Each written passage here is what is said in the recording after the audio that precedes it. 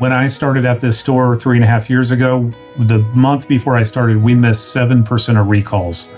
And it was very painful to try to get that number dwindled down less than 1%, which is Toyota's expectation for missed recall. I got it within 2%. And as soon as we signed on with Dealer FX, that changed immediately. We missed less than 1% of recalls every single month. So that 7% that I mentioned the month before I started here at Cavener Toyota, that equated to over $130,000 in missed revenue.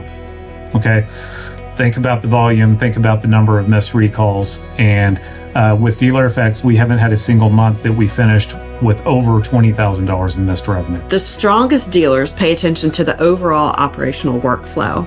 They look at how quickly work moves between steps, where communication slows down, and then how that impacts both the customer experience and shop performance.